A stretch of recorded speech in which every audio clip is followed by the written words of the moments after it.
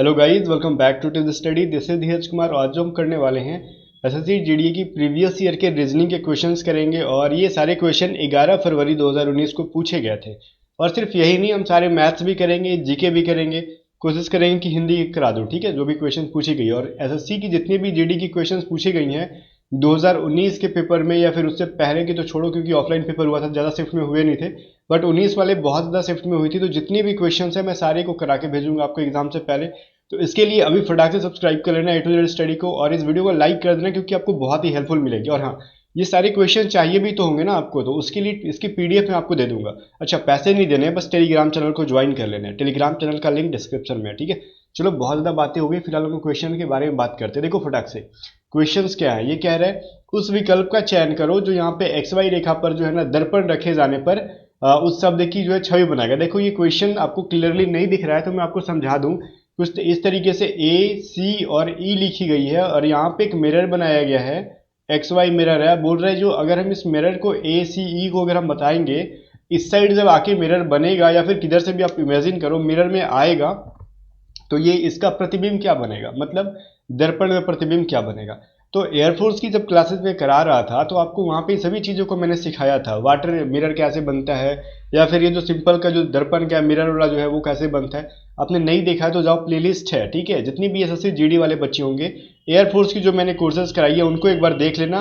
100% question आप SSC GD में score करके आओगे मैथ एंड रीजनिंग में। ठीक है, फिलहाल तो देखो, जब भी हम लोग ए सी और ई का करेंगे तो एक चीज ध्यान देंगे कि पहले तो अगर साइड मिरर है कहीं भी, ठीक है, अगर राइट या लेफ्ट में मिरर है, ठीक है, तो क्या होता है, ये देखो ये अपना जो है ना बिल्कुल भी पोजीशन चेंज करते हैं। जो लेफ्ट में जो चीजें हैं वो बिल्कुल भी राइट में जाएंगी, जो चीजें राइट में वो बिल्कुल भी लेफ्ट में जाएंगी। कहने का मतलब ए हमारे लेफ्ट में है तो ए राइट में आ जाएगा। और हाँ, ए को किधर से भी मिरर कराओ, साइड से जब भी मिरर होगा तो ए हमेशा ऐसे ही दिखेगा, लेकिन नीचे मिरर कर दोगे या फिर ऊपर मिरर रख दोगे तो ए को उल्टा इस तरीके से बनना पड़ेगा बेचारे को। बट यहाँ पे ऊपर नीचे मिरर नहीं है, साइड में है, तो हमको ए को एज इट इज छोड़ना होगा, मतलब सेम टू सेम छोड़ना होगा।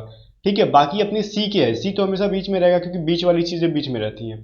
तो सी जो है गाइज, ये देखो ये सी ऐसे है तो ये उल्टा हो जाएगा, और यही जो मिरर नीचे होता तो सी कैसे बन जाता, वापस से ऐसे ही बन जाता। ठीक है, तो फिलहाल साइड मिरर में सी जो है उल्टा हो जाएगा, ई भी अपना उल्टा हो जाएगा।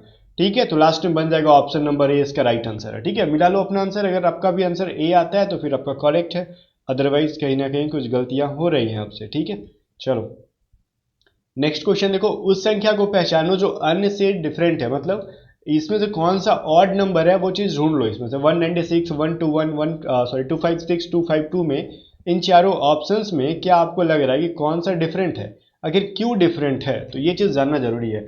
अच्छा, एक चीज आपने पढ़ा होगा, क्या पढ़ा भाई, ये 196 जो है ना ये 14 का स्क्वायर है। ठीक है, इसका अगर हम लोग वर्ग निकालते हैं 14 का तो 196 आ जाएगा। 121 जो है ये 11 का स्क्वायर है। वहीं पे 256 जो है अपना ये किसका है भाई, ये हमको जहां तक पता है कि 16 का स्क्वायर है, आपको भी पता होना चाहिए। अब ये 252 किसका स्क्वायर है, ये किसी चीज का स्क्वायर नहीं है। तो अपना ये भाई साहब जो हो गए डिफरेंट हो गए, ये किसी भी चीज के स्क्वायर नहीं है। ठीक है, तो ये अपने अलग हो गए। तो राइट आंसर क्या हो गया, ऑप्शन नंबर डी। इसमें से और ढूंढना था, हमने निकाल लिया, इसमें कौन सी बड़ी बात थी, निकाल सकते थे हम लोग।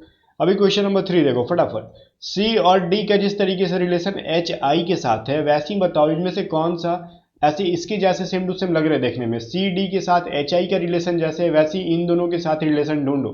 ठीक है, जैसे राम और लक्ष्मण का जैसे भाई का रिलेशन था, वैसे ही आप खोजते हो ना गांव में, ये दोनों राम लक्ष्मण की तरह हैं। ठीक है, ये राधा कृष्ण की तरह है, वैसे ही सी डी और एच आई के साथ कौन कौन सा रिलेशन मिलता है वो चीज ढूंढो। ढूंढ लिए, नहीं ढूंढे तो एक चीज ध्यान से देखो, ये सी है और सी के बाद डी आता है। ठीक है, तो ये चीज तो समझ में आ रहा है, और ये एच है और एच के बाद आई आता है, ये समझ में आ रहा है। ठीक है, लेकिन गाइस सबके अंदर वही चीज है, A B P Q I J K L सब तो लगातार आ रहे हैं, एक्स वाई यू भी एम एन एन ओ सब लगातार आ रहे हैं, तो सबको कर दे नहीं। एक चीज देखो, डी और एच के बीच में कितने लोग छुपे हुए हैं, तो ई एफ जी 3 लोग छुपे हुए हैं इनके बीच में। ठीक है, वैसे ही देखो कि लगातार में भी बीच में कितने लोग छुपे हैं। चलो हम लोग ए बी से शुरुआत करते हैं, ऑप्शन नंबर ए से। ए बी और एक्स वाई में 3 लोग छुपे हैं क्या, बीच में तो बहुत सारे लोग छुपे हुए हैं, H C D E F G H I J K L M N O P की वजह से बहुत सारे लोग छुपे हुए हैं। ठीक है, सब चोर है उसके अंदर छुप गया। चलो ऑप्शन नंबर बी पे हम लोग फोकस करते हैं। पी क्यू है, फिर यहाँ पे रेशियो है, यू भी है। यहाँ पे देखो तो क्यू के बाद आर है, एस है, टी है। अब देखो तो 3 ही लोग छुपे हुए थे, फिर आपका यू भी कंटिन्यू हो गया, तो हमको तो लग रहा है कि आंसर सही है। फिर भी आपकी तसल्ली के लिए हम लोग सी ऑप्शन को भी चेक कर लेते हैं, IJMN, ठीक है। तो जे के बाद क्या होता है KL, अभी तीसरे नंबर पे ये मारा है, मतलब दो ही लोग छुपे हुए हैं, और सेम टू सेम डी में भी कुछ ऐसा ही काम है, वो भी मैच नहीं कर रहा, तो राइट आंसर बी है। आपने डी को भी चेक कर लो, कोई इशू नहीं है, आपका राइट आंसर बी आएगा। हमने जो फॉर्मूला आपको बताया, जो तरीका बताया, उसके अकॉर्डिंग। अभी देखो ये कह रहा है कि इक्वेशन दे रखा है 30 into 3 minus 3 is equal to 13। इसमें से बताओ किस ऑप्शन को हम लोग फिल कर दें, मतलब साइन को आपस में एक्सचेंज करा दें कि ताकि वो हमको 13 के बराबर वैल्यू मिल जाए, ठीक है। चलो ऑप्शन ए से स्टार्ट करते हैं। बोल रहे हैं ऑप्शन ए में गुना को भाग कर दो, मल्टीप्लाई को डिवाइड बना दो, और प्लस को माइनस बना दो, और माइनस को प्लस बना दो, ठीक है। चलो यहाँ पे बोल रहे हैं मल्टीप्लाई को डिवाइड करो, तो करके देख लेते हैं। 30 डिवाइडेड बाई 3 प्लस में 3, ये तो सिंपली है कि बोर्ड मास के अकॉर्डिंग ये पहले डिवाइड हो जाएगा। 10 प्लस 3 इज इक्वल टू 13, लो आ गया, ऑप्शन नंबर ए से ही अपना मिल गया, ठीक है। तो इसका राइट आंसर क्या हो जाएगा, option number A. Okay, I hope कि ये तो क्लियर हो जाएगा आपको, कोई भी डिफिकल्ट क्वेश्चन नहीं था, इजी है।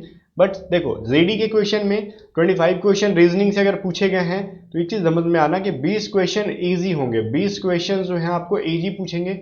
5 में गाइज 3 मॉडरेट होंगे, 2 डिफिकल्ट होंगे, और इन 2 में जो अटक गया वही बहुत सारे क्वेश्चन छोड़ के चला आता है, ठीक है। ध्यान देना, बीच में 1-2 क्वेश्चन ऐड किए जाते हैं, ऐसे क्वेश्चन इनको जो बनाने के ऊपर पड़ गया जबरदस्ती, नहीं बन रहा है फिर भी, तो समझना वो 5 से 6 क्वेश्चन यूं ही छोड़ देगा। तो इसलिए जो डिफिकल्ट लग रहा है आपको, एक बार में नहीं बना तो उसको फटाक से आगे निकल जाओ, ठीक है। फुर्सत में कभी आके बना लेना, टाइम बहुत है यहाँ पे, ठीक है। 1.5 घंटे मिल रहे हैं 100 क्वेश्चन के लिए, बहुत ज़्यादा होते हैं, ठीक है। अभी देखो 2, 9, 28, 64, 126, 217, 344, 513 में ये जो सीरीज चल रही है, ये चीज बताना है इस सीरीज में कौन सा डिजिट ऐसा आ गया है जो कि नहीं आना चाहिए था, कुछ गलती की गई है, ये नहीं इसके अगला सीरीज नहीं ढूंढना है आपको, ऐसा गलती मत करना। इन्हीं सीरीज के बीच में कुछ गलती से किया गया है, वो गलती से मिस्टेक जो हो गया है, उस गलती से हुए मिस्टेक को निकालना है, क्या गलती हो गया भाई ऐसा। तो देखो हम लोग 2 लिख रहे हैं, 2 के बाद 9 लिख रहे हैं, क्या फॉर्मूला लगा दिए, कौन सा मैथ का, गणित का कौन सा फॉर्मूला है। तो सिंपल सा फॉर्मूला, देखो 2 क्या है, 2 तो एक डिजिट है, लेकिन 1 का क्यूब कर दो और इसमें 1 जोड़ दो तो वापस से 2 आ जाएगा। 1 का क्यूब 1 हो जाएगा, उसमें 1 जोड़ोगे तो 2 हो जाएगा, कोई इश्यू है नहीं है। अब बाकी यहाँ पे 9 को क्या बना सकते हो, 1 के बाद क्या आता है, 2 आता है, तो 2 का क्यूब करो, उसमें 1 जोड़ो, तो 2 इंटू 2 इंटू 2 क्या होगा, 8 प्लस 1 इज इक्वल टू 9, कहानी खत्म। फिर 28 क्या है भाई, 3 आता है ना, तो 3 का क्यूब करो प्लस 1, 3 का क्यूब 27 प्लस 28, 1 करोगे तो। वैसे ही 4 का, अभी 64 है ना ये, तो 4 का क्यूब क्या होता है, हम लोग प्लस 1 करेंगे तो 64 प्लस 1 65 होना चाहिए, लेकिन ये तो यहाँ पे गलती से मिस्टेक यहीं पे हुई है ना भाई साहब, 64 लिखा गया जबकि 65 होना चाहिए, तो ऑप्शन नंबर डी गलत है। बाकी आप 126 को भी चेक कर सकते हो अपनी तसल्ली के लिए, 5 का क्यूब में 1 जोड़ना चाहिए आपको, तो 125 प्लस 1 क्या होगा, 126, तो सही चीज़ है, 126 आई है। वैसे ही 6 का क्यूब 216 प्लस 1 217, सब कुछ वही ठीक ठाक चला, लेकिन वो 64 जो लिखा है ये थोड़ी सी काम गड़बड़ हो गई है, ठीक है।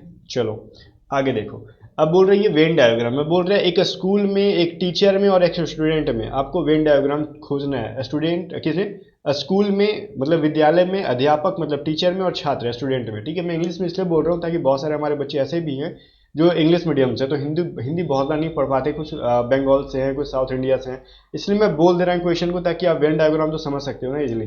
देखो स्कूल, ठीक है, यहाँ पे टीचर, यहाँ पे स्टूडेंट, ठीक है, इन तीनों के बीच में आप वेन डायग्राम ढूंढो। क्या ढूंढोगे, तो पहले तो सबसे पहले देखो स्कूल के अंदर एक टीचर होता है और टीचर के अलावा स्टूडेंट होते हैं, तो स्कूल के अंदर 2 लोग आ जाएंगे, तो स्कूल के अंदर 2 लोग कहाँ पे है, ऑप्शन नंबर डी है, ठीक है। तो स्कूल के अंदर टीचर हो गया और एक सर्कल स्टूडेंट के लिए हो गया, तो राइट आंसर है। चलो क्वेश्चन नंबर 7 कह रहा है 5 छात्र एक कतार में खड़े हैं। गाइज मैं अगली वीडियो से कोशिश करूंगा कि सारे क्वेश्चंस के ट्रांसलेशन करा दूं, ठीक है, इंग्लिश में भी, ठीक है ना। अभी क्या कह रहा है, 5 स्टूडेंट जो हैं एक कतार में, एक रो में खड़े हैं। सुमन जो है प्रणव के बगल में खड़ी है, लेकिन मदीना के बगल में नहीं है, ठीक है। कुमार जो है राजू के बगल में खड़ा है, जो कि सबसे बाईं ओर खड़ा है, और मदीना कुमार के बगल में नहीं खड़ी है। तो बीच में कौन खड़ा है, देखो परेशानी उन लोगों की है, लेकिन ढूंढना हमको पड़ रहा है, ठीक है, कौन खड़ा है कौन नहीं है, कोई सुनिए। एक रो बनाओ, एक लाइन खींच दो, इसमें 5 बंदे को बैठा दो, 1 2 3 4 5, ये 4 निकम्मे आ गए, ठीक है। अब इसे कह रहा है सुमन जो है प्रणव के बगल में खड़ी है, लेकिन मदीना के बगल में नहीं, तो यहां से हमको कुछ समझ में नहीं आ रहा किसको कहाँ बैठा है, ठीक है। फिर आगे पढ़ो, कुमार राजू के बगल में खड़ा है, जो सबसे बाईं ओर खड़ा है, जो कौन, राजू, तो राजू अपनी लेफ्ट साइड, तो लेफ्ट ये होता है, राइट ये होता है, तो राजू सबसे जो है लेफ्ट में खड़ा है, ठीक है। और उसके बगल में कौन भाई साहब है, कुमार भाई साहब, धीरज कुमार नहीं, ये सिर्फ कुमार है, ठीक है।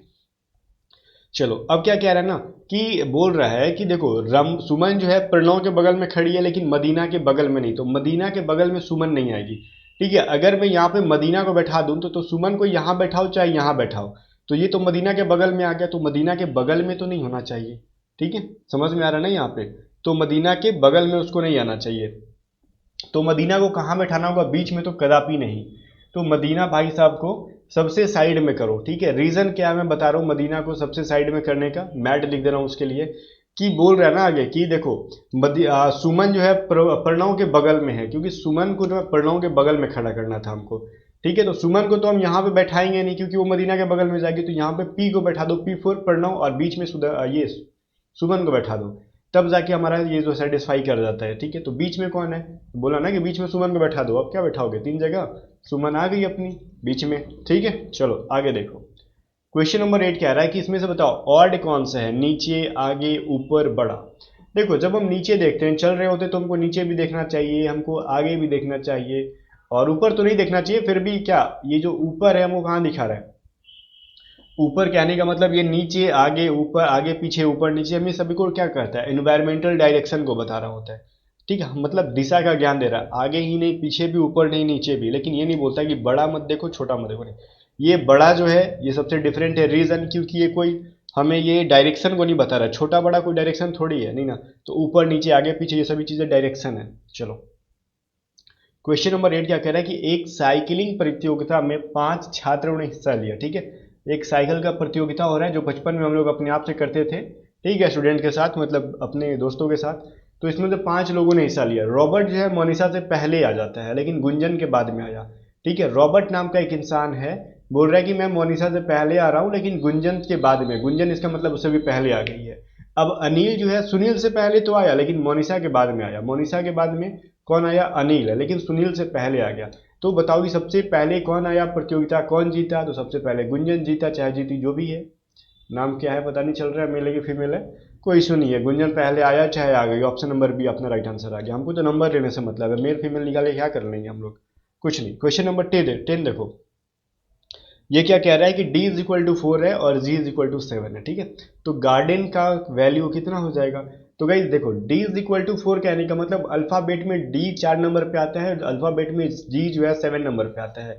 तो वैसे ही हमको गार्डन में g कितने नंबर पे आएगा, 7 नंबर पे, a 1 नंबर पे, r जो है कितने नंबर पे हो जाएगा, 18 नंबर पे, d 4 नंबर पे, e 5 नंबर पे, और n जो है 14 नंबर पे। अब इनको जोड़ो तो ये 7 और 1 8, 8 8 16, 16 4 20, 20 5 25, 25 4 29 के 9, हासिल रहा 2, और ये 2 2 4, तो 49 इसका राइट आंसर हो गया। तो राइट आंसर क्या हो गया, ऑप्शन नंबर डी। कहानी खत्म, इसमें तो कुछ करना नहीं था हमको। आगे देखो, बोल रहा है इसमें से एक गलत पेयर चुनो। मिस्र का जैसो कैरो के साथ है, इटली का रोम के साथ है, इराक का दिनार के साथ है, ग्रीस का एथेंस के साथ है, मिस्र का कैरो के साथ, तो चारों में से डिफरेंट कौन है। अच्छा देखो गूगल करो, मिस्र की कैपिटल कहाँ मिलेगी, कैरो मिलेगी, इटली की कहाँ मिलेगी, रोम मिलेगी, ग्रीस की कहाँ मिलेगी, एथेंस मिलेगी, और इराक की क्या मिलेगी, ये तो करेंसी है ना भाई, दिनार, तो उसकी कैपिटल क्या, बगदाद है। तो यहाँ पे ये करेंसी दे रखी है, बाकी सब में क्या दे रखा है भाई, कैपिटल दे रखा है, तो ऑप्शन नंबर सी यहाँ पे डिफरेंट है। चलो अगली क्वेश्चन की तरफ चलते हैं हम लोग। अब देखो जो ये आप लोगों एयरफोर्स वाले कैंडिडेट अभी तक तो नहीं पढ़े होंगे, फिर भी अब पढ़ना होगा। अभी देखो ये स्टेटमेंट दे रखा है कथन, और यहाँ पे दे रखा है निष्कर्ष। ये 2 स्टेटमेंट है, कुछ गुड़िया फूल है और कोई भी पेड़ गुड़िया नहीं है। आपको उसके अकॉर्डिंग निष्कर्ष को देखना है, कोई गुड़िया पेड़ नहीं है और कुछ फूल गुड़ है, इनमें से कौन सा सही है, आपको इन चारों ऑप्शंस में से ढूंढ लेने हैं, ठीक है। चलो कुछ गुड़िया फूल है, देखो पहली बात तो ये 3 है, यहाँ पे कुछ गुड़िया फूल है तो पहली गुड़िया है, ठीक है, या फिर डॉल कह लो। कुछ फ्लावर्स हैं तो फ्लावर को एफ से लिख दो, और कोई भी पेड़ गुड़िया नहीं है, मतलब तीसरा जो है ट्री के लिए आ जाएगा, ग्राफ जो हो जाएगा, ठीक है। तो ये 3 टाइप के सर्कल को हम लोग यूज में लाएंगे। यहाँ पे बोल रहे हैं कि कुछ गुड़िया फूल है, तो ये कुछ जो गुड़िया है वो कुछ भी है तो फूल है थोड़ी थोड़ी। बोल रहा है कोई भी पेड़ गुड़िया नहीं है, ठीक है। अब ये देखो पेड़ जो है ना तो गुड़िया नहीं है और फ्लावर के साथ कोई रिलेशन है नहीं है, तो हमको उसको साइड में रखेंगे, ठीक है। अब निष्कर्ष देखेंगे हम इसके अकॉर्डिंग कि निष्कर्ष में कौन सा सही है। कह रहा है कोई भी गुड़िया पेड़ नहीं है, ठीक है, तो ये अपनी गुड़िया थी, डॉल थी, ये फ्लावर था, ये ट्री है, तो कोई भी डॉल पेड़ नहीं है, तो ऑब्वियस है कि सही है, ठीक है, क्योंकि पेड़ तो नहीं ना है, वो पेड़ तो साइड में है, तो कुछ गुड़िया भले फ्लावर है लेकिन वो पेड़ नहीं है। अब कह रहा है कि कुछ फूल पेड़ हैं, ऐसा कुछ कहा गया है क्या कि फ्लावर का रिलेशन ट्री के साथ में है? कहीं भी नहीं कहा गया है ना। तो ऑब्वियस है कि सिर्फ ऑप्शन ए सही है, और जो मतलब निष्कर्ष एक सही है, ठीक है, और निष्कर्ष दो गलत है। ठीक है, एक सही है और निष्कर्ष दो जो है गलत है। तो केवल एक सही है कह सकते हो, तो केवल निष्कर्ष एक अनुसरण करता है, तो ऑप्शन नंबर डी में आ जाओ, कोई दिक्कत नहीं होना चाहिए। ठीक है, चलो क्वेश्चन नंबर 13 देखते हैं क्या है। कह रहे हैं क्या, ये जो फिगर है, ये जो फिगर दिया हुआ है, इन चारों ऑप्शंस में से किसके अंदर आ जाएगा, ये चीज ढूंढ के बताओ मुझे। ठीक है, तो कमेंट सेक्शन में बताना फटाफट। कुछ लोग कहेंगे बी, कुछ लोग कहेंगे सी, और जो ओवर स्मार्ट होंगे वो कुछ भी बोल सकते हैं। बाकी तो एवरेज बच्चे ए और डी नहीं कहेंगे। रीजन क्योंकि हमको साफ साफ दिख रहा है, हमारी आंख ठीक है, अभी डॉक्टर के पास जाने की जरूरत नहीं है, तो हम ए और डी को नहीं चूज कर सकते, क्योंकि हमको एक चीज दिख रहा है, ये जो नीचे में ऐसे करके जो ट्रायंगल बन रहा है छोटा वाला, ठीक है, ये छोटे वाले ट्रायंगल के बारे में बात कर रहे हैं, वो सिर्फ ए बी और सी के अंदर है। लेकिन एक चीज ध्यान देना बच्चा, यहाँ पे जो बी के अंदर ट्रायंगल है वो देखो कितनी दूरी पे है, ये ट्रायंगल के बाद एक लंबी सी लाइन के बाद कुछ इस तरीके से बन रहा है, बीच में जो इतना गैप है हमको इतना गैप देना नहीं है, जो कि सी के अंदर बिल्कुल भी सही चीज है। ठीक है, तो सी के अंदर बिल्कुल भी राइट है, तो राइट आंसर सी हो गया, क्योंकि देखो दोनों ट्रायंगल जो इस तरीके से बन रहे हैं यहाँ पे, ठीक है, ऐसे ये देखो यहाँ पे, तो इनके बीच में कोई भी गैप नहीं मिला हुआ है, तो सी इसका राइट आंसर है। तो ठीक है, चलो आगे देखते हैं भाई। क्वेश्चन नंबर 14 क्या कह रहा है कि एक मंजिल पर 6 कार्यालय क्रमशः A B C D E F को आवंटित किया जाता है, मतलब एक बना दिया जाता है कार्यालय को। ठीक है, यह कार्यालय दो कतारों में है, एक कतार का रुख उत्तर की ओर है और दूसरी कतार का रुख दक्षिण की ओर है। बी को उत्तरमुखी कार्यालय मिला जो कि डी के बगल में नहीं है। डी और एफ को तिरछे रूप से आमने सामने मिला कार्यालय मिला। ठीक है, सी जिसका कार्यालय एफ के बगल में है उसको दक्षिण मुखी कार्यालय मिला, और ई को उत्तर मुखी कार्यालय मिला। तो बताओ कि कौन कौन से ऐसे तीन हैं जिनको हमको, या फिर जो भी हैं, तीन ही है, क्योंकि ऑप्शन में हमको तीन पता चल रहा है कि तीन तीन कार्यालय आमने सामने हैं, कि जिसको दक्षिण मुखी कार्यालय मिला। तो सबसे पहले हम लोग देखेंगे ये एक ऑफिस है, और देखो ऊपर वाला दक्षिण में देखेगा और नीचे वाला नॉर्थ में देखेगा। ठीक है, ये नॉर्थ की ओर देखेगा और ऊपर वाला साउथ की ओर देखेगा। रीजन, अभी जब भी बताते हैं तो ऊपर नॉर्थ होता है, नीचे क्या होता है, साउथ होता है, तो जो नीचे बैठेगा वही ना नॉर्थ में देखेगा और ऊपर वाला साउथ में देखेगा। तो इतना दिमाग तो लगा सकते थे। तो तीन ऑफिसेज ऊपर होंगी, ठीक है, तीन कार्यालय, मतलब 1 2 एंड 3, 1 2 एंड 3, ये तीन कार्यालय जो होंगे कुछ इस तरीके से होंगे। ठीक है, अब इनके पास तीन तीन को बैठा देना हमको, कौन, लेकिन एक चीज ध्यान से देखो, कह रहा है डी और एफ जो है तिरछे रूप से आमने सामने। कहने का मतलब इस तरीके से अब हैं, अगर डी को मान लो यहां बैठाते हैं तो हम इसके सामने नहीं, कुछ एफ को यहां बैठाएंगे तभी कुछ इस तरीके से आमने सामने होगा, या फिर एफ को यहां बैठा दो तब तिरछे रूप से आमने सामने हो जाएगा। ठीक है, तो हम या तो इस कॉर्नर पे बैठाओ या फिर बीच में बैठा सकते हो, कोई दिक्कत नहीं है, हम लोग कॉर्नर पे ही बैठा के चलेंगे, कोई दिक्कत नहीं है। ठीक है, क्योंकि ये नहीं पूछ रहा है कौन किसके सामने बैठा है, बस बोल रहा है कि कौन कौन दक्षिण की ओर देख रहा है। ठीक है, तो यहाँ पे गाइस देखो क्या क्या रहे, डी और एफ को तिरछे रूप से बनाया गया। ठीक है, आगे छोड़ो, आगे कह रहे हैं बी को उत्तरमुखी कार्यालय के रूप में मिला, तो बी उत्तर की ओर देख रहा है, तो बी को नीचे में कहीं भी बैठा लो। मान लो बी को हम लोगों ने यहाँ पे बैठा लिया, ठीक है, क्योंकि नीचे बैठेगा तो ही ये जाके ऊपर देखेगा। अब क्या कह रहा है, मिला जो डी के बगल में नहीं है, तो बी जो है डी के बगल में नहीं है। ठीक है, तो ये यहाँ पे जब बैठा दिया हमने, तो ये बेचारा डी के बगल में बैठ सकता है, इसलिए हम उसको साइड में बैठाएंगे। ठीक है, क्योंकि बीच में जो चीज बैठेगा वो दोनों के बगल में हो सकता है डी के। अब आगे पढ़ो, डी और एफ को तिरछे रूप से आमने सामने बैठाया गया। ठीक है, अब सी जिसका कार्यालय एफ के बगल में है उसको दक्षिण मुखी कार्यालय मिला। कहने का मतलब सी को जो है दक्षिण मुखी कार्यालय मिला। ठीक है, और एफ को भी, क्योंकि अगल बगल है, तो सी और एफ ऊपर में चले गए। ठीक है, और एफ जो है गाइज डी के क्या है, यहाँ पे हमने पहले पढ़ा था डी और एफ को तिरछे तिरछे देखना है, तो हमको बी को यहाँ से हटा के बी को यहाँ रखेंगे और डी को यहाँ रख देंगे, तब जाके दोनों क्रॉस ताकेंगे। ठीक है, अभी कहा जा रहा है, क्या कह रहे हैं, तो इससे बी और डी बगल में भी नहीं हुए। ठीक है, अब ईज को जो उत्तरमुखी कार्यालय मिला है, तो यहाँ पे बी को बैठा दो तब जाके उत्तरमुखी देखेगा। देखो B C D E F पांचों बैठ गए, बचा कौन सा, अब ए बच गया, तो ए को यहाँ खाली जगह बैठा दो। तो कह रहा है दक्षिण की ओर कौन, तो ऊपर वाले लोग दक्षिण में ताकेंगे, तो कौन कौन बैठे हैं, ए सी एफ, तो ए सी एफ जो है साउथ की ओर देख रहे हैं। आई होप की चीज समझ में आ गया होगा, ए सी एफ जो है साउथ की ओर देख रहे हैं, तो ये इसका राइट आंसर हो जाएगा। तो ए सी एफ कहाँ पे है भाई, एफ सी ए, ऑप्शन नंबर सी के अंदर दे रखा है। ठीक है, एफ सी ए जो है हम लोगों ने भले ऐसे लिख दिया, तो ये उल्टा लिखा है, एफ सी ए इस तरीके से कर दिया, सेम चीज है। ठीक है ना। चाहे ए को इधर लिखो चाहे उधर लिखो, सी के अंदर है, एफ सी है इसका, option number C right answer है। ठीक है, चलो आगे क्वेश्चन क्या कह रहा है, कह रहा है 4, 6, 10, 12, 16, 14 और 22 में क्या कह रहा है, क्वेश्चन पढ़ो बढ़िया से, बहुत इंपॉर्टेंट से क्वेश्चन और कंफ्यूज करने वाले क्वेश्चन है। अब बोल रहा है ना इसमें कि निम्नलिखित संख्या श्रृंखला को दो संख्याओं में कोष्टक के भीतर रखा गया है और श्रृंखला का ध्यान पूर्वक अध्ययन करें और श्रृंखला को संबंध में सही विकल्प का चयन करें। कह रहा है जो कोष्ट में लिखा गया है ना उसमें कुछ गलतियां हैं, ऑप्शन पढ़ो समझ में आ जाएगा। पहली कोष्टक संख्या बाएं से सही है और दूसरी गलत है, दोनों कोष्टक संख्याएं गलत है। कह रहा है कि जो कोष्ट के अंदर है हमको बताना है कि कौन सा कोष्ट वाला सही है और कौन सा कोष्ट वाला गलत है। ठीक है, बोल रहा देखो पहला जब भी बोलेगा लेफ्ट से, तो लेफ्ट अपना ये होता है, राइट इधर होता है, तो लेफ्ट से इधर से काउंट करेंगे तो लेफ्ट से पहला 12 आ जाएगा, लेफ्ट से दूसरा 14 आएगा, राइट से क्या करेंगे दाएं से, तो पहला 14 आएगा और दूसरा राइट से 12 आ जाएगा। तो ये चीज समझना बहुत जरूरी है। अब देखो गाइस 4 के बाद 6 है, ध्यान से देखो यहाँ पे हम लोग पहले साइड में लिख लेते हैं कौन सा सही है कौन सा गलत है। ये क्वेश्चन में 12 है, ठीक है, ये 16 है, ये 14 है और ये 22 है। ठीक है, अभी देखो तो ये कुछ इस तरीके से हम लोगों ने नोटिस कर लिया इनको। ठीक है, तो कौन सही है कौन गलत है। 4 के बाद क्या होता है 6, ठीक है, 4 के बाद अगला कितना जोड़ोगे तो 6 आएगा, 2 जोड़ा तो 6 आया, 6 में कितना जोड़ोगे तो ये आ जाएगा 10 आएगा, 6 में 4 जोड़े तो 10 आ गया। ठीक है, 10 में 2 जोड़ो तो 12 आएगा, 12 में फिर 4 जोड़ा तो 16 आ गया। सही चीज है, अभी तक तो ठीक ठाक चल रहा है। अभी हमको 16 में 2 जोड़ने का था, तो 16 में 2 जोड़ोगे तो 18 होगा ना यहाँ पे, तो 18 आना चाहिए और 18 में 4 जोड़ेंगे तो 22 आ रहा है, तो ठीक है। इसका मतलब 14 जो है गलत है। राइट साइड से पहला जो है, लेफ्ट साइड से पहला सही है, लेफ्ट से दूसरा गलत है। समझ में आ रहा है। तो क्या कह रहा है, पहली कोष्टक संख्या बाएं से जो है सही है, सही बात है, 12 सही है, लेफ्ट से तो पहली 12 आ रहा है ना हमको, और दूसरी गलत है, तो ऑप्शन नंबर ए इसका राइट आंसर है। और ये जिसको समझ में नहीं आया वो वीडियो को कम से कम 2 बार करके देखना, बहुत इंपॉर्टेंट है, क्योंकि ये जो है बहुत ही कंफ्यूज करता है एग्जाम में। ठीक है, चलो क्वेश्चन नंबर 16 क्या कह रहा है, 1, 3, 5, 11, 21, 43, 85, 171 के बाद अगला सीरीज क्या हो जाएगा। देखो 1, 3, 5, 11, 21, 43 और 85 है, 176 है। क्या कर रहे हैं ना हम लोग, एक में 3 किए, 3 को 5 किए, कैसे कर दिए, मतलब कुछ भी नहीं। एक में जब 2 से मल्टीप्लाई करोगे, 2 से मल्टीप्लाई करके 1 जोड़ दोगे तो 3 आ जाएगा।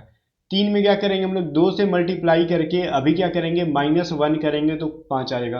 देखो मैं लिख रहा हूँ यहाँ पे, इसको हटा रहा हूँ। देखो एक में क्या किया हम लोगों ने, 2 से मल्टीप्लाई कर दिया, 2 हो जाएगा, +1 कर दो 3 आ जाएगा। ठीक है, 3 में हम लोगों ने 2 से मल्टीप्लाई किया 6 होगा, अभी -1 करेंगे 5 आएगा।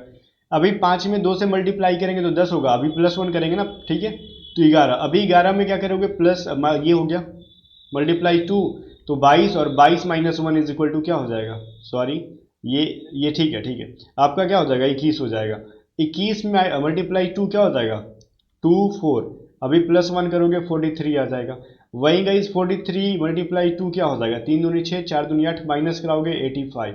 वही कह रहा है अभी 85 में हम लोग 2 से मल्टीप्लाई कर देंगे तो 1 क्या आ जाएगा 170, अभी 1 करोगे तो क्या आएगा 171, मतलब एक जोड़े हम लोग। तो इस बार 171 में 2 से मल्टीप्लाई करो और उसमें क्या करो, इसका जो वैल्यू आएगा इस बार -1 करो, तो ये 2, 7 दूनी 14, 2 और 1 क्या हो जाएगा 3, तो 342 में से 1 घटा दो 341 हो जाएगा। तो 341 आ रहा है क्या इसमें, ऑप्शन नंबर डी के अंदर आ रहा है, बिल्कुल भी सही है, कहीं भी गलत नहीं है। ठीक है, बहुत ही मजेदार क्वेश्चन था और टाइम टेकन भी क्वेश्चन था, कोई दिक्कत नहीं है। ठीक है ना। 17 नंबर क्वेश्चन देखो, चिल्ड्रेन को कूट भाषा में कुछ इस तरीके से क्या पढ़ते हैं इसको, क्या मैं पढ़ूं समझ में नहीं आ रहा है। ठीक है, LIHCNERD लिखा जाता है, तो उसी प्रकार मूवमेंट को हम क्या लिखेंगे, कोडिंग डिकोडिंग का टॉपिक है, कोई इशू नहीं है। देखो CHILDREN है, ठीक है, यही है। अब देखो स्टार्टिंग के 4 हैं और एंड में 4 हैं, ठीक है। अब देखो क्या क्या है इसमें, स्टार्टिंग के 4 को CHIL को L से स्टार्ट कर दिया, मतलब LIHC लिख दिया गया है। अब DREN को पीछे से कर देंगे NERD कर दिया गया है। वैसे गाइस क्या करेंगे, रिवर्ट कर दिया गया ना उनको, तो हम लोग मूवमेंट लिखेंगे MOVEMENT। 4 को काउंट कराओ, ये 4 भाई साहब, ये 4 भाई साहब, तो पहले 4 को क्या होगा EVOM, इवोम, TNEM। ठीक है, पढ़ लेना जो भी पढ़ रहे हो, ये अरबी भाषा टाइप का लग रहा है। ठीक है, इवोम टेनम, ठीक है, इसको पढ़ो।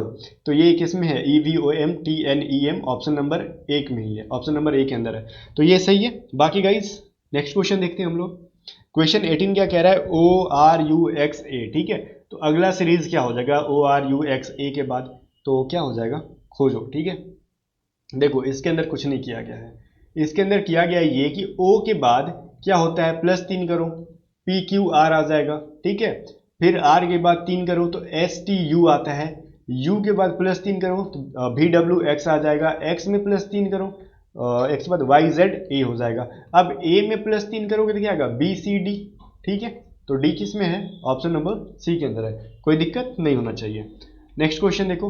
अच्छा ये चीज़ थोड़ी सी बड़ी सी क्वेश्चन है, ठीक है। फिर से वही है, ये निष्कर्ष कथन है, ये निष्कर्ष है, आपको 1 2 3 और ये 4 करके कुछ दी गई है लाइनें, बताना है। अब कह रहा है क्या गाइस, ध्यान से देखो, जापान में काम करने वाले सभी वैज्ञानिक जो हैं प्रतिभाशाली है, जो भी जापान में काम कर रहे हैं वो सभी टैलेंटेड है, ठीक है, प्रतिभाशाली हैं।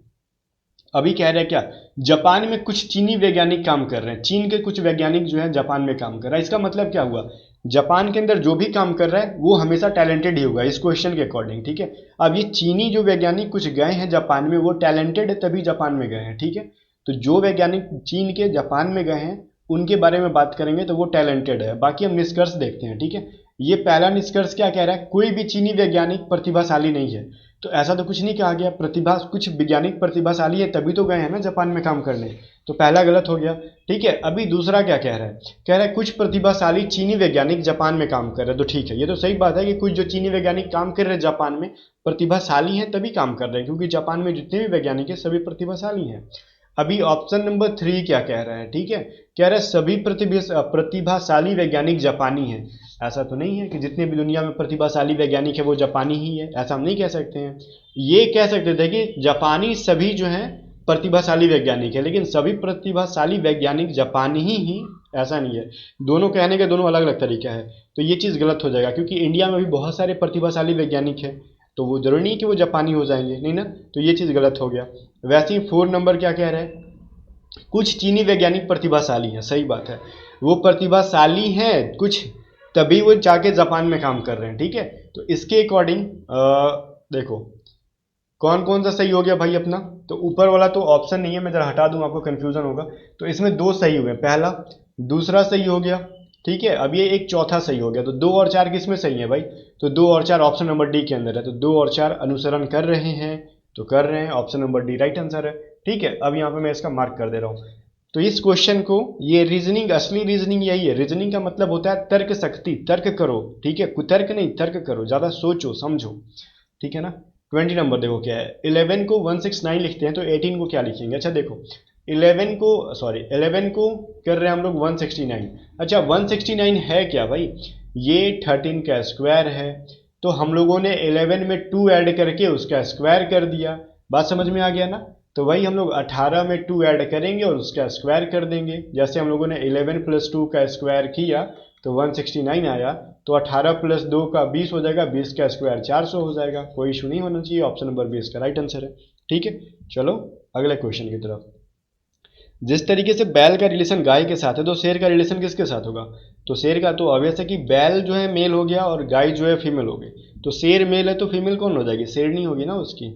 चलो नेक्स्ट क्वेश्चन है 22 नंबर क्वेश्चन, कह क्या रहा है, कह रहा है कि इस फिगर में जो बताओ यहाँ पे क्या फिल करे, खाली खाली जो है, ठीक है, इसके अंदर क्या फिल कर दे।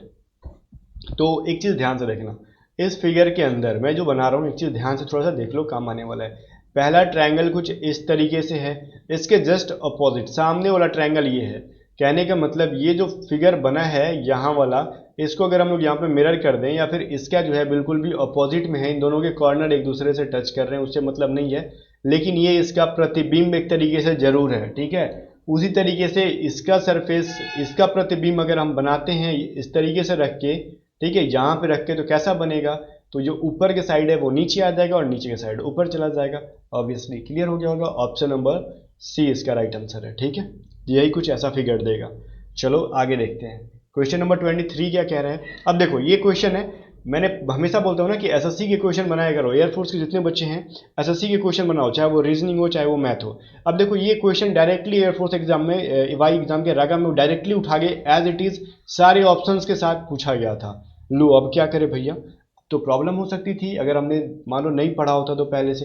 फिलहाल अब आप एसएससी जीडी की प्रिपरेशन भी कर रहे हो ना, तो एयरफोर्स का एग्जाम भी ईजी लगेगा।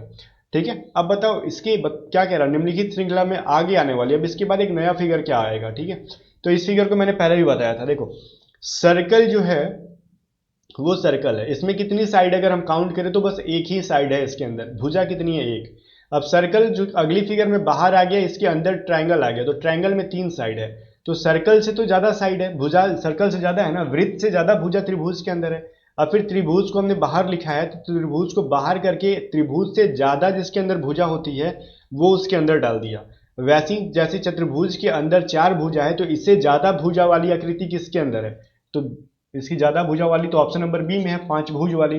ठीक है ना, पेंटागन। ठीक है, ऑप्शन नंबर बी के अंदर है। चलो क्वेश्चन नंबर 24।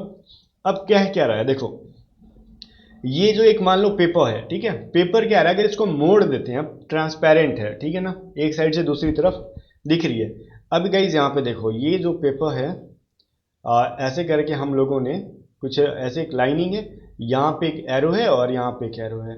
अगर इस पेपर को हम लोग मोड़ के कुछ इस तरीके से बना दें, मतलब एक तरीके से समझो, हम लोग कुछ यहाँ पे करके इसको ऐसे मोड़ देते हैं। ठीक है, जैसे हम लोग हैंकी को, रुमाल को मोड़ते हैं उस तरीके से एक ही बार सिर्फ मोड़ेंगे, ताकि वो हमको, देखो समझा दूं मैं, इतना चौड़ा है तो अगर इसको हम लोग आधा पार्ट में मोड़ेंगे तो ये इतना पतला आ जाएगा। ठीक है, तो इस तरीके से मोड़ते हैं, तो कौन सा ऑप्शन फिगर बनेगा। ठीक है, तो एक चीज समझो, यहाँ पे जब मोड़ेंगे तो इधर का पार्ट जो आधा का बचा, ये वाला पार्ट यही इधर आएगा, नीचे वाला तो एज इट इज मतलब सेम टू सेम वैसे ही रहेगा, तो नीचे वाला तो ऑब्वियसली ये चीज ऐसे रहेगा, और जो ऊपर में जो एरो है वो आएगा इधर, तो ऐसे बन जाएगा, तो ऊपर का ये चीज हट जाएगा। तो ये फिगर किसके अंदर है भाई, देखो तो मुझे लगता है कि ऑप्शन नंबर बी के अंदर है। ठीक है, ये किसी को लग रहा होगा ना कि ये हो जाएगा, ये हो सकता नहीं, इसका एरो कहीं भी नहीं जाएगा, वहीं पे रहेगा, और ऊपर वाली का एरो जो होगा वही होगा, लेकिन ये लेफ्ट से राइट के साइड आएगा। तो थोड़ी सी ये चीज़ जो थी ना, ये इमेजिनेशन वाली चीज़ें थी। तो इन सबों के लिए आपको एग्जाम में कागज़ फाड़ने की अनुमति नहीं दी जाएगी। दिमाग ऐसा बनाओ कि हम लोग बिना हाथ का यूज़ किए दिमाग में बहुत कुछ कर सकते हैं। ठीक है ना, तो आपके दिमाग यही काम करेगी एग्जाम में। ये बताओ निम्नलिखित में से असंगत को पहचानो, कौन सा चारों में से डिफरेंट है। तो देखो गाइस एक चीज़ ध्यान दे रहा होगा, यहाँ से ABCD उल्टा लिख दिया गया है, WXYZIJKL। अब ये P के बाद QRS होना चाहिए ना, तो ये चीज़ गलती लिखी गई है, तो यहाँ पे QRSP लिखा गया, तो थोड़ा सा डिफरेंट है ना, इधर से उधर किया गया है, तो ऑप्शन नंबर डी में जो है इधर से उधर किया गया है। सो कहानी खत्म। सो गाइस एक चीज़ ध्यान देना, अब चैनल को सब्सक्राइब करना, क्योंकि बहुत मेहनत लगता है ऐसे वीडियो के लिए। हम लोग क्वेश्चन जुगाड़ करते हैं, फिर टाइप करवाते हैं, ये सब चीज़ें करना बहुत मुश्किल है, फिर इतना देरी से बोलते हैं, तो उसके लिए आपसे मैं कुछ मांग नहीं रहा हूँ, आपको दे ही रहा हूँ, इसकी PDF दे रहा हूँ। टेलीग्राम चैनल ज्वाइन कर लेना, और इस चैनल को A to Z स्टडी को भी सब्सक्राइब कर लेना। वीडियो को लाइक करके जितने भी आपके फ्रेंड SSC GD की प्रिपरेशन कर रहे हैं ना, उनके साथ शेयर करना। आप एक शेयर करते हो ना तो मुझे बहुत अच्छा लगेगा। ठीक है, और शेयर करके कमेंट सेक्शन में जरूर बताना आपने कितने शेयर किए हैं। चलो मिलते हैं नेक्स्ट वीडियो के अंदर, तब तक के लिए बाय बाय।